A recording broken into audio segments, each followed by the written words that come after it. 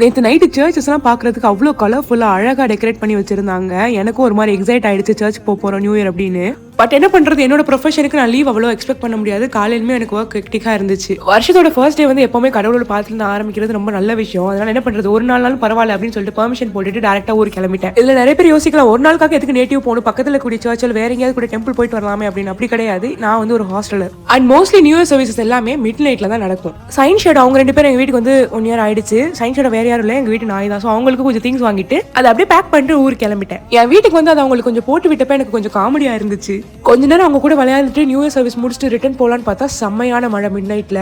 இந்த 1 டேக்காக இவ்வளோ காம்ப்ளிகேட் ஆக்கிட்டு இவ்வளோ டிராவல் தேவையா அப்படின்னு நீங்க யோசிக்கலாம். பட் ஆல்வேஸ் ரிமெம்பர் நண்பா, put God first, the rest of the things will happen accordingly. இப்போதான் வந்த மாதிரி இருக்கு, அதுக்குள்ளேயும் 1 day முடிஞ்சு போயிடுச்சு. 1 day வந்தது தெரியல, போறதும் தெரியல. பட் ரிட்டர்ன் போறது நினைச்சாலும் எனக்கு ஒரு மாதிரி இருக்கு. பட் என்ன பண்ண முடியும், we have to move on and always remember, முதலாவது தேவனுடைய ராஜ்யத்தின் நீதியும் தேடுங்கள், பின்புகள் எல்லாம் கூட கொடுக்கப்படும். That's all guys, happy new year, catch you in the next video. கர்த்தர் தாமே உங்களை ஆசீர்வதிப்பாராக. ஆமென்.